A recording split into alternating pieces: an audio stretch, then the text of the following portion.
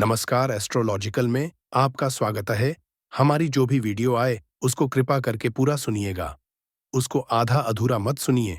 उसका कारण ये है कि आप यदि अधूरा वीडियो देखेंगे तो आपको साधना के बारे में अधूरी जानकारी प्राप्त होगी, जिसके कारण आपको अधूरा ज्ञान प्राप्त होगा तथा साधना में भी आपको सिद्धि प्राप्त नहीं होगी। चलिए अब हम वीडियो शुरू करते हैं। हम आज इस वीडियो के माध्यम से यह जानेंगे कि यक्षिणी कितने प्रकार की होती है तथा यह यक्षिणी साधना कैसे सिद्ध होती है तथा यह यक्षिणी साधना के लिए कौन से साधक अधिकारी होते हैं। सबसे पहली बात, यक्षिणी 33 प्रकार की होती है, परंतु हमको साधना के माध्यम से यहाँ पता चला कि यक्षिणी 66 प्रकार की है। क्योंकि इस संसार में कलाएं 66 है तो यक्षिणी कैसे 33 प्रकार की होगी। कला का मतलब होता है तंत्र, तो इस संसार में तंत्र 66 है तो यक्षिणी तंत्र की देवी है, तो यक्षिणी भी 64 है। अब हम यह जानेंगे कि यक्षिणी साधना किस समय तथा किस विधि से सिद्ध होती है तथा उसका अधिकारी कौन है। यक्षिणी साधना में सबसे बड़ा नियम यह है कि साधक को ब्रह्मचार्य का पालन करना अति आवश्यक है, क्योंकि पुरुष की सबसे बड़ी शक्ति उसका वीर्य है। यदि उसके शरीर में ओज ही नहीं होगा तो ऐसे जातक के ऊपर यक्षिणी कभी भी आकर्षित नहीं होगी तथा ऐसे जातक को सिद्धि भी प्राप्त नहीं होती। यह साधना ज्यादातर वसंत ऋतु में की जाने वाली साधना है। यह साधना ज्यादातर वन में यानी जंगल में की जाने वाली साधना है। उसका कारण यह है कि यक्षिणी का निवास ज्यादातर वृक्ष में होता है तथा जंगल में बहुत सारे वृक्ष ऐसे होते हैं, वह हजारों साल पुराने होते हैं और उसी में ही यक्षिणी का स्थान होता है। अपने भारत में बहुत सारे ऐसे जंगल है जिसमें यक्षिणी वास करती है। जैसे कि भारत में एक कदम्ब वन है जिसमें बहुत सारी यक्षिणी निवास करती है। यदि कोई साधक इस वन में जाकर यक्षिणी साधना करता है तो यक्षिणी साधक को दर्शन देती है तथा उसको इस साधना की जल्द ही सिद्धि प्राप्त होती है। ऐसे बहुत सारे वन हैं भारत में, जैसे कि मध्य प्रदेश का महाकालेश्वर के पास का जंगल, महाराष्ट्र में नासिक तथा लोनावला का जंगल और गुजरात का गिरनार तथा पालिताना का जंगल। इस जगह पर बहुत सारी यक्षिणियां निवास करती है। अब बात करते हैं यह साधना किस साधक को नहीं करनी चाहिए।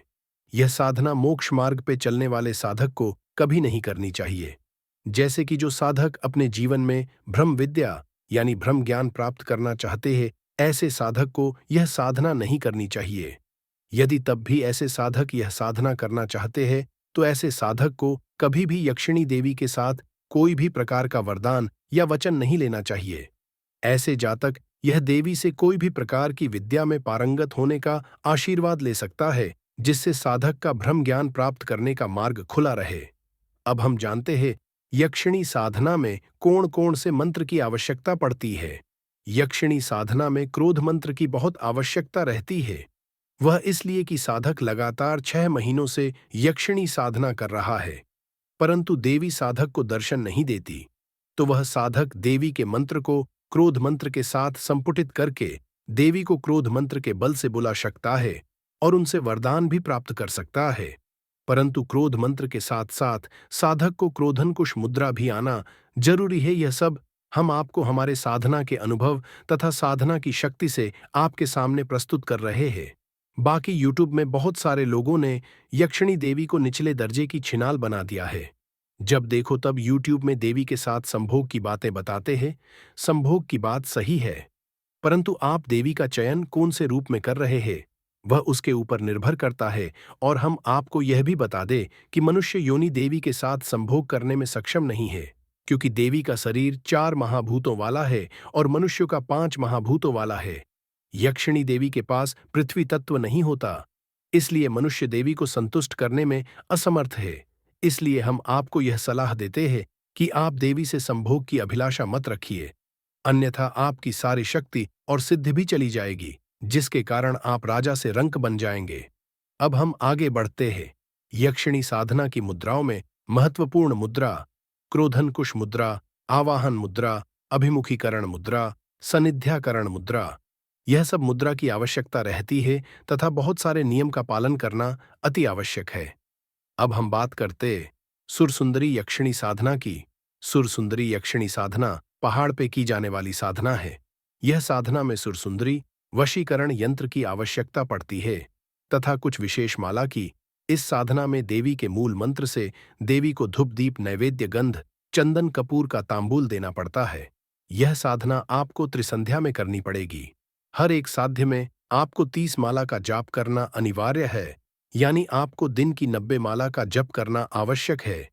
यदि साधक देवी को बहन के रूप में सिद्ध करता है, तो वह जातक को संसार की सारी दिव्य वस्तु प्रदान करती है, परंतु उसकी सगी बहन इस संसार में नहीं रहेगी। यदि साधक देवी को माता के रूप में सिद्ध करेगा, तो वह साधक को इस संसार का राजा बना देगी। ऐसे साधक को जो भी चाहिए वह प्रदान करती है। यदि साधक देवी को पत्नी रूप में सिद्ध करता है, तो जातक को वह सोच भी नहीं सकता। वह प्रदान करती है तथा साधक संसार का श्रेष्ठ राजा बन जाता है। परंतु हम आपको यह बता देते हैं कि आपको यक्षिणी को देवी के रूप में सिद्ध करना चाहिए, क्योंकि देवी के रूप में सिद्ध करेंगे तो भी वह सब कुछ प्रदान करेगी तथा आपको जान पे भी नहीं बनेंगी, अन्यथा बहुत भारी नुकसान का सामना करेंगे। यदि आप यक्षिणी को देवी के रूप में सिद्ध करते हैं, तो आपकी ख्याति संसार में बढ़ती चली जाएगी। यश, कीर्तिमान, सम्मान सब कुछ आपको प्राप्त होगा। धन लक्ष्मी यक्षिणी साधना एक अत्यंत शक्तिशाली और प्रभावशाली साधना मानी जाती है, जो साधक को धन, ऐश्वर्य, वैभव और समृद्धि प्रदान करने के लिए जानी जाती है। यह साधना तांत्रिक परंपरा से संबंधित होती है और इसे सावधानी पूर्वक और नियम पूर्वक करना आवश्यक होता है। धन लक्ष्मी यक्षिणी का परिचय। धन लक्ष्मी यक्षिणी को मां लक्ष्मी का ही एक विशेष तांत्रिक रूप माना जाता है, जो सीधे साधक को भौतिक सुख सुविधाएं, धन, कीर्ति और व्यापार में उन्नति देती हैं। यह यक्षिणी देवी अपने भक्त पर शीघ्र प्रसन्न होती हैं यदि साधना सही विधि से की जाए। धन लक्ष्मी यक्षिणी साधना की विधि। साधना का शुभ समय शुक्रवार की रात्रि, विशेषतः पूर्णिमा, दीपावली या गुप्त नवरात्रि, ब्रह्म मुहूर्त या मध्य रात्रि 12 बजे। सामग्री: यक्षिणी यंत्र, धन लक्ष्मी यंत्र, सफेद या पीला आसन, पीले वस्त्र, धूप, दीप, अगरबत्ती, कमलगट्टा माला या स्फटिक माला, गुलाब या कमल के फूल, केसर मिश्रित खीर या मिश्री का भोग। मंत्र: कॉपी एडिट। ऊं ह्रीं श्रीं क्लीं ऐं धन लक्ष्म्यै नमः या कॉपी एडिट ओम श्रीं ह्रीं क्लीं धन लक्ष्म्यै नमः। इस मंत्र का 108 बार जप करें। कुल साधना कम से कम 11 दिनों तक करें या 21-31 दिन। हर दिन दीपक जलाकर यंत्र की पूजा कर मंत्र जप करें। सावधानियां: साधना के दौरान ब्रह्मचर्य का पालन करें, सात्विक आहार लें, नकारात्मक विचारों से दूर रहें, मंत्र उच्चारण शुद्ध और स्पष्ट हो। यह साधना एकांत में और पूर्ण श्रद्धा से करनी चाहिए। साधना के लाभ: अचानक धन लाभ, व्यापार में वृद्धि, रुका हुआ पैसा वापस मिलना, कर्ज से मुक्ति, घर में समृद्धि और लक्ष्मी का वास।